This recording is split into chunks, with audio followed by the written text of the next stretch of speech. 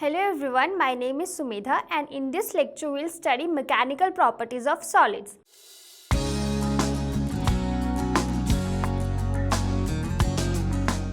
Now solids we as know. Solid से क्या होता है?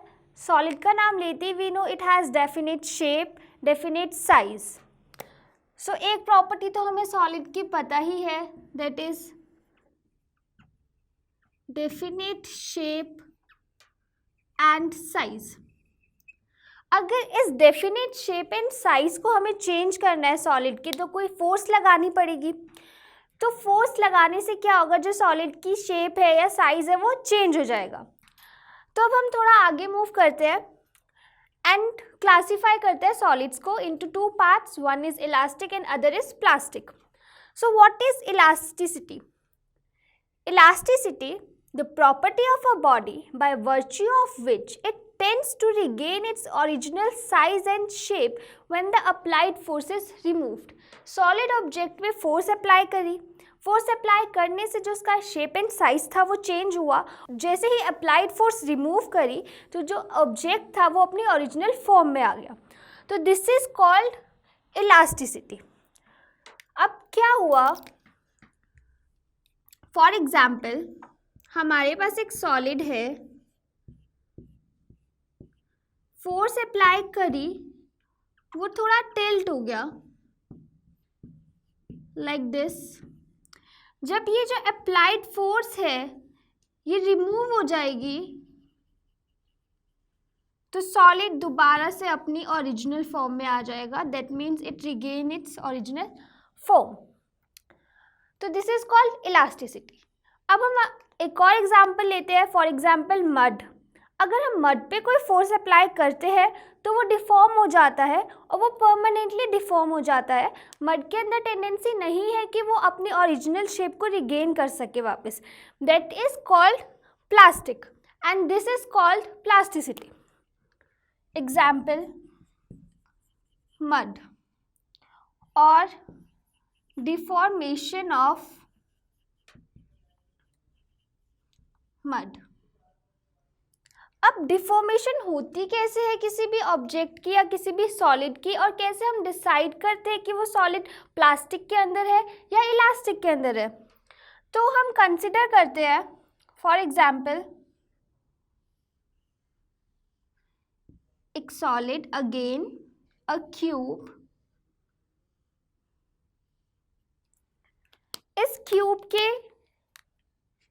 साइड्स में सपोज एटम्स है.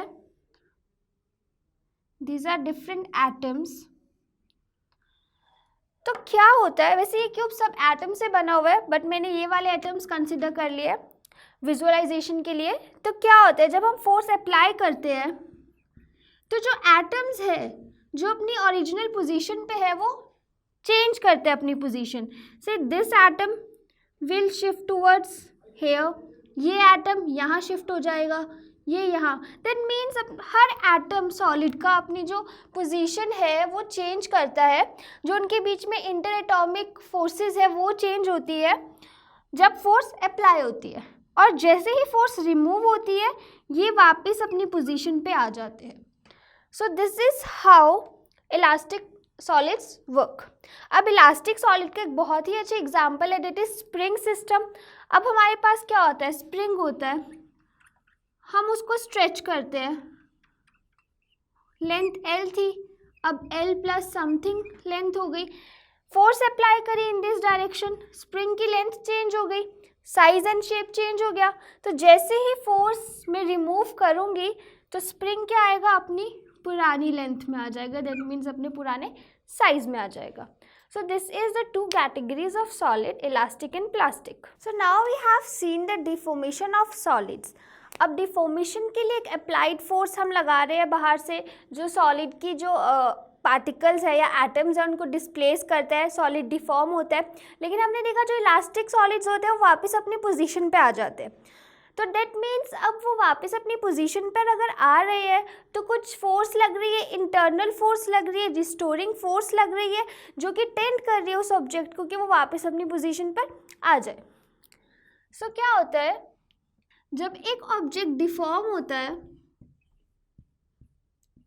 तो जितनी अप्लाइड फोर्स होती है उतनी ही रिस्टोरिंग फोर्स लगती है in the opposite direction with same magnitude. That means force applied has same magnitude of force restoring. तो ये रिस्टोरिंग फोर्स हेल्प करती है ऑब्जेक्ट को या सॉलिड को वापस अपनी ओरिजिनल साइज में आने में. So we'll define a term stress which is restoring force per unit area. What is stress? Restoring force वो फोर्स जो ऑब्जेक्ट लगा रहा है अप्लाइड फोर्स के against per unit area. This is called stress and magnitude of stress is given by force upon area. Now here this force is applied force, but यहाँ पे बात हम कर रहे हैं रिस्टोरिंग फोर्स की. यहाँ पे हमने अप्लाइड फोर्स इसलिए लिया है क्योंकि हम जो फोर्स बाहर से अप्लाई कर रहे हैं हमें उसका मैग्नीट्यूड पता है, बट जो रिस्टोरिंग फोर्स लग रही है ऑब्जेक्ट पे हमें उसका मैग्नीट्यूड नहीं पता है. So we know the magnitude of the applied force, इसलिए हम यहाँ पे मैग्नीट्यूड अप्लाइड फोर्स का ले रहे हैं. So units of stress, force की units newton, area is metre square, so that is Newton meter minus 2 or Pascal. So this is a basic definition of stress. अब स्ट्रेस को हम 3 तरीके से आगे और स्टडी कर सकते हैं. उसके लिए let us consider a object, a cylindrical object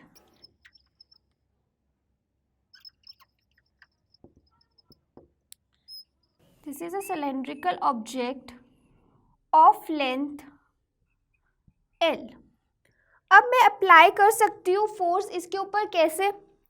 ऊपर से दोनों साइड से अप्लाई कर सकती हूँ, कंप्रेस कर सकती हूँ, दोनों साइड से फोर्स अप्लाई करके स्ट्रेच कर सकती हूँ और टेंजेंशियली इसको टिल्ट कर सकती हूँ. तो हम तीनों स्टडी करेंगे.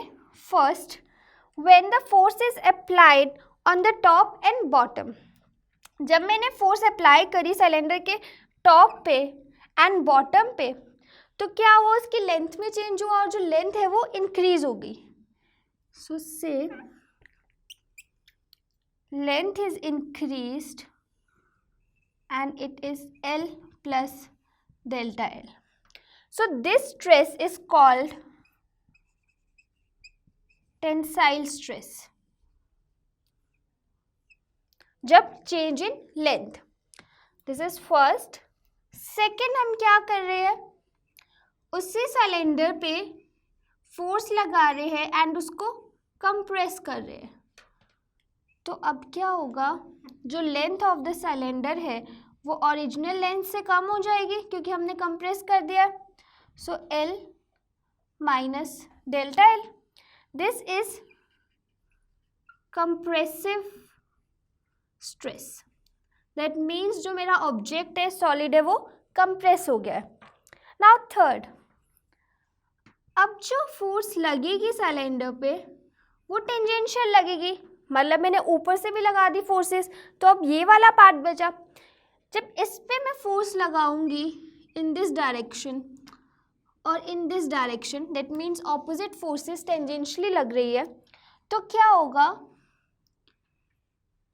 तो कुछ डिस्प्लेसमेंट इस तरीके से हो जाएगी.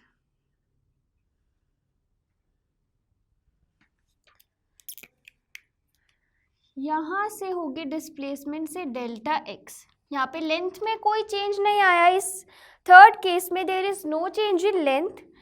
टेंजेंशियल फोर्स अप्लाई करी है, टेंजेंशियल फोर्स अप्लाई करी है एंड डेल्टा x आया change, making angle theta.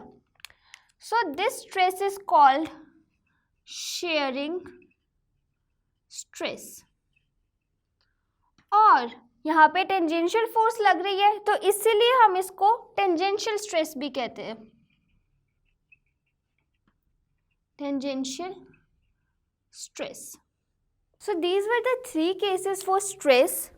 2 cases are relative to length and 1 is related to tangential force. अब जब ये दोनों केसेस रिलेटेड टू लेंथ है तो हम इन दोनों को कॉमनली बोल सकते हैं इन दोनों को commonly we can say longitudinal stress. Longitudinal because these two are related to length of the solid. So this was about stress. Now we'll discuss about strain. As we study stresses of three types, one is tensile, compressive and tangential. Similarly, we have strain of three types for tensile, compression and tangential. Now tensile and compression both comes under longitudinal. So we have defined a common longitudinal strain which is change in length upon original length, delta L upon L. क्योंकि क्या हो रहा था, जब भी हम object पे या सॉलिड पे फोर्स लगा रहे थे, स्ट्रेस अप्लाई कर रहे थे, तो उसके डायमेंशंस चेंज हो रहे थे. तो that change upon original is called strain. Similarly, next we have shearing strain. Shearing strain में क्या था, we have a cylinder which is displaced like this, जिसकी लेंथ पे कोई इफेक्ट नहीं हुआ था, but distance delta x displace हो गया था with angle थीटा. तो shearing strain क्या है, relative displacement, that is delta x upon length. Length तो हमारी सिलेंडर की एल ही रही है इसमें, तो that is delta x upon l. Now if we consider this portion, so this is forming a triangle and from this triangle we can write delta x upon l as tangent theta. Now this is for very small deformations, very small deformations. Therefore, we can write tangent theta as theta. So, this was about strain. Now, let us discuss a very special case in which what we have done, we have placed a solid into a fluid. अब यहाँ क्या हुआ है, हमने एक solid ले लिया और उसको फ्लूइड में रख दिया. तो अब जो फ्लूइड है सॉलिड के बाहर, वो क्या करेगा, वो फोर्स एक्सर्ट करेगा perpendicular to the solid at each and every point. अब इस लिक्विड की वजह से और फ्लूइड की वजह से सॉलिड पे फोर्स एक्सर्ट हो रही है जो हर पॉइंट पे क्या है, परपेंडिकुलर है. तो अब इस फोर्स की वजह से क्या होगा, जो सॉलिड है उसमें चेंज इन वॉल्यूम होगा without change in its geometrical shape. That means जो सॉलिड है उसकी शेप यही रहेगी, but there is a change in small volume. Say let's say this is delta V. तो ये जो चेंज हुआ है वॉल्यूम में due to fluid. Now we'll say अब फोर्स बाहर से एक्सटर्नल लगी तो कुछ इंटरनल फोर्स भी होगी जो चेंज को अपोज करेगी. And in this fluid the object is compressing. यहाँ पे ऑब्जेक्ट क्या हो रहा है, कंप्रेस हो रहा है. सो वी से इट हाइड्रोलिक कंप्रेशन, क्योंकि यहाँ पे वॉल्यूम चेंज हो रही है without change in shape of the object. तो अब कुछ इंटरनल फोर्स भी एक्ट करेगी. So again restoring internal force per unit area is called hydraulic stress. So this is the definition of hydraulic stress. Similarly, we have hydraulic strain. Hydraulic strain. हम basically क्या करते हैं strain के लिए, जो change हुआ है अपॉन द ओरिजिनल, तो यहाँ पे क्या चेंज हो रहा है, यहाँ पे वॉल्यूम चेंज हो रही है.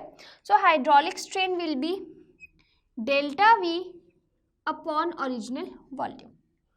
तो ये था स्ट्रेन के बारे में। अब बात करते हैं इसकी डायमेंशंस क्या है। अगर हम इसके डायमेंशंस देखें तो हमारे पास ऊपर भी लेंथ है और नीचे भी लेंथ है, यहाँ पे भी डिस्प्लेसमेंट है लेंथ से related, and here it is also length. That means strain has no dimensions. This is a dimensionless quantity. So this was about stress and strain. So this is a hydraulic stress. Similarly, we have strain. Strain for this case, that is volume strain, which is change in volume upon original volume. अगर हम dimensions देखते हैं तो यहाँ पर भी length है and dividing by length. Again same length and length, and here volume by volume. So that means strain has no dimensions. This is a dimensionless quantity. So this was about stress and strain. So after defining stress and strain, we'll define Hooke's law. Now Hooke's law is for small deformations. It states that for small deformations, the stress and strain are proportional to each other. That means stress is proportional to strain. This is Hooke's law.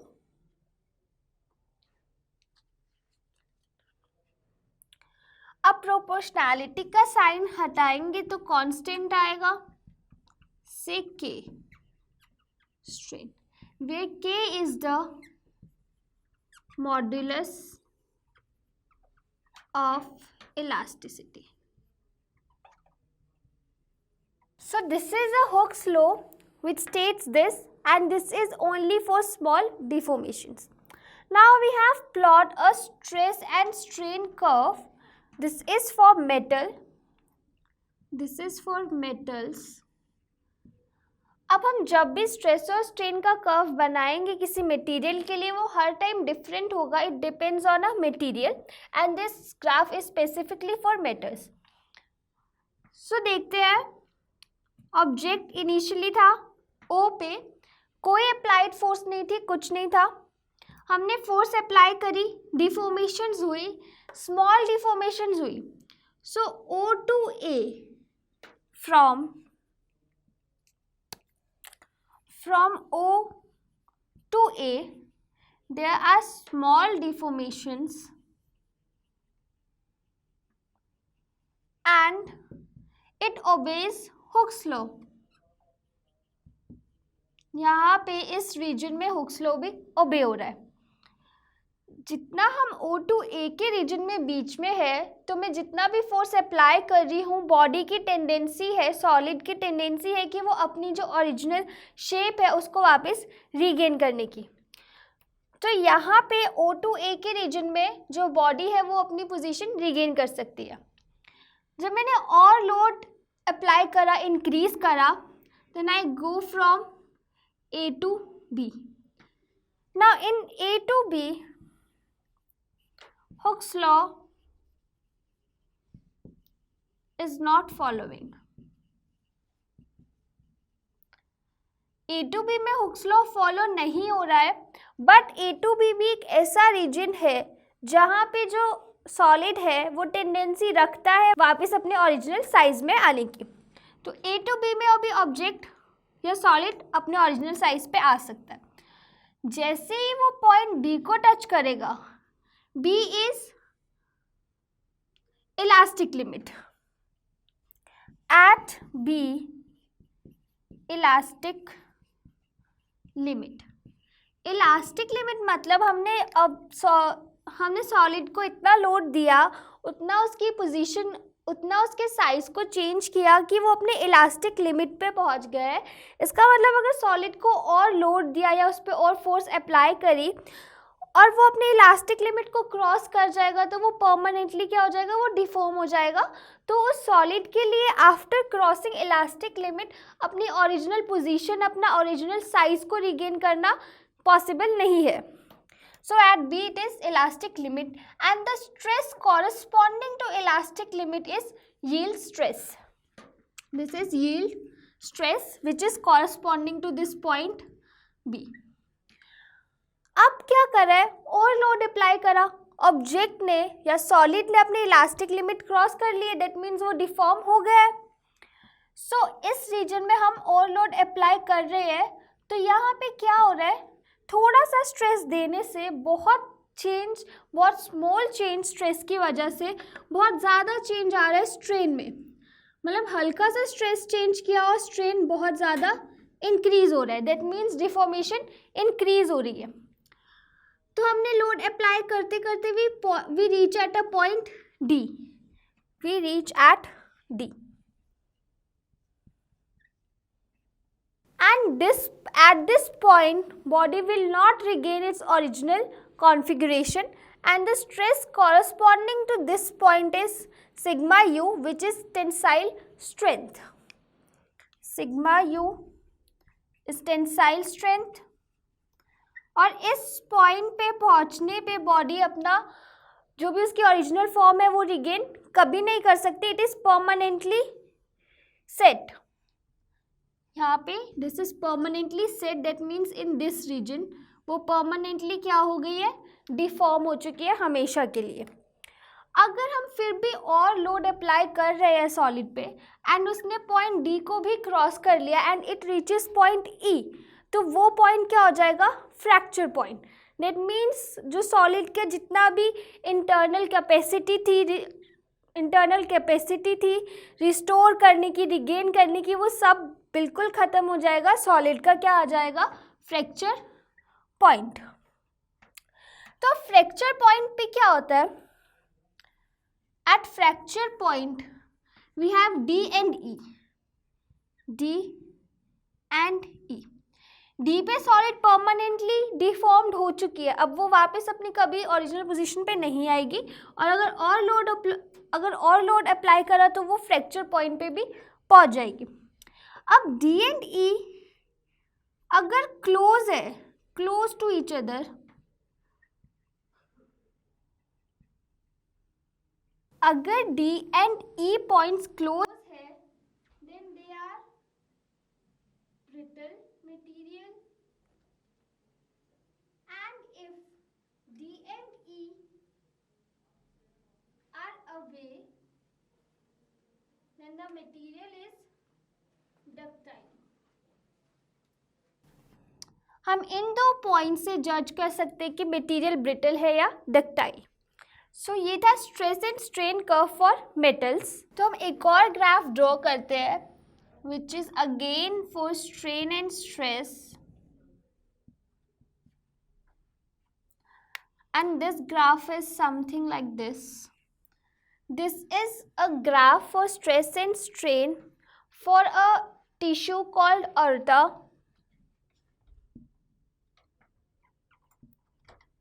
So this is a large tube carrying the blood from heart. तो इसके लिए stress and strain curve ये है. तो हमारे पास substances होते हैं like tissue of aorta, rubbers. These can be stretched to create a large strain for a small stress. These all are called elastomers. Now we'll study Young's modulus. So Young's modulus is denoted by capital Y. It states that for a given material, the magnitude of strain produced is same whether the stress is tensile or compressive. तो इसको use करते हुए we will define Young's modulus, which is the ratio of tensile stress or compressive stress to longitudinal strain. So now we have Y as sigma upon epsilon. Say equation number 1. Now tensile and compressive strain. Tensile and compressive stress is given by restoring force per unit area or magnitude of applied force per unit area, and strain is given by change in length upon original length. So substituting the value of stress and strain into 1, we'll get Y as force upon area into delta L into A. is FL upon A delta L. If we talk about dimensions of Young's modulus, Y dimensions, तो अगर हम यहाँ से देखें तो length और delta L के dimension same होंगे तो कैंसिल हो जाएंगे. तो डायमेंशन किसका रहा? Force per unit area. So dimension is newton metre -2 और pascal. This is Young's modulus of elasticity. So let's solve a problem for Young's modulus. In this problem, a structural steel rod has a radius of 10 mm and length of 1 meter. A 100 kilonewton force stretches it along its length. So we have to calculate stress, elongation and strain given Young's modulus 2n 10 to the power 11 Newton meter -2. So let's calculate stress first. The first step in a numerical is to write a formula. Stress is force upon area. So in the question we have given force 1000 kilonewton. So we'll write it into Newton. Area. This is a road. तो area क्या होगा? Circle का area होगा. And radius is given 10 mm. So this is pi r square 0.01 square. We have converted 10 mm into meter because here we are working in SI units. किसी भी numerical को solve करने के लिए यूनिट्स आर वेरी इंपॉर्टेंट. हम कोई भी numerical solve करते हैं तो जो न्यूमेरिकल की यूनिट्स है वो ऑल थ्रू द न्यूमेरिकल एक ही होना चाहिए. तो हम लोग सबको चेंज कर लेंगे SI में. So on calculating this I will get 3.18 into 10 raised to power 8 Newton meter -2. So we have calculated stress. Next is elongation.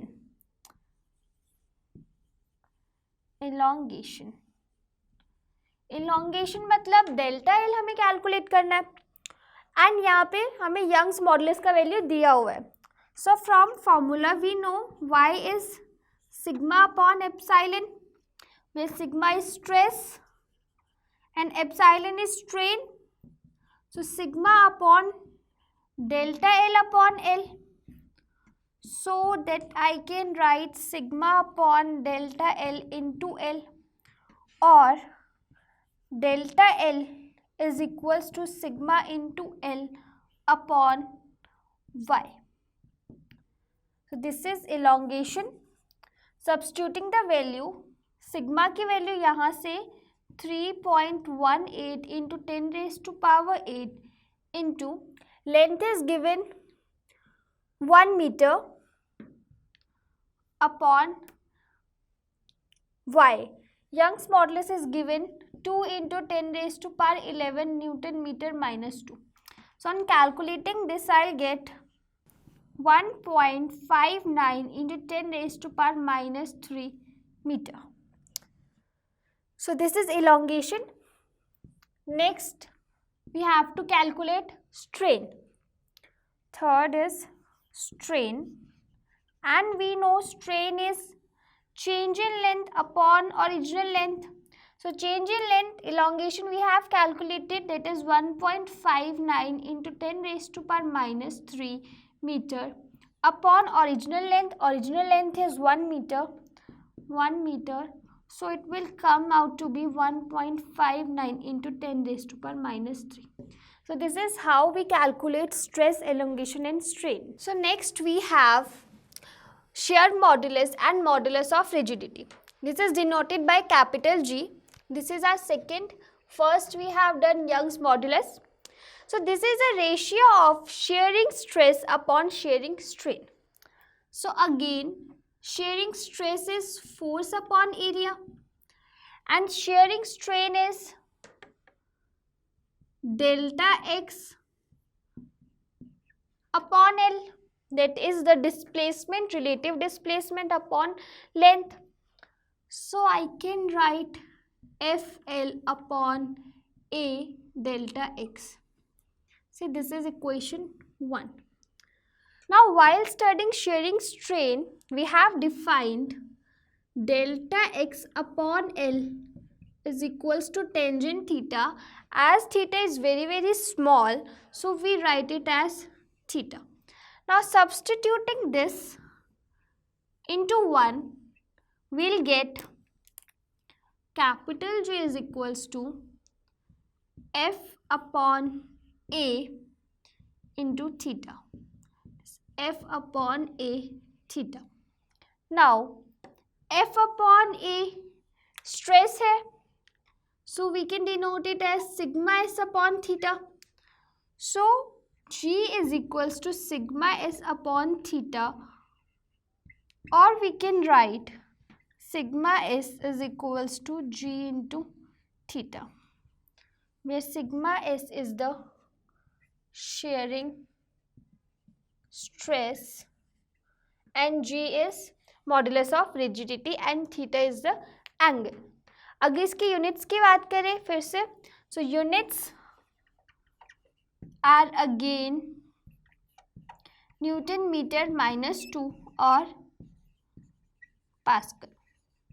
This is about modulus of rigidity. So now third we have bulk modulus, which is denoted by capital B.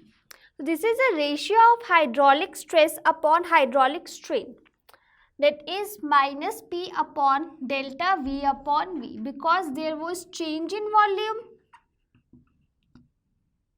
And हम hydraulic की बात कर रहे हैं, तो जो liquid या fluid present था वो प्रेशर एक्सर्ट कर रहा था सॉलिड पे. अब जो ये नेगेटिव साइन है ये क्या डिनाई कर रहा है? Negative sign is stating that with increase in pressure volume decreases.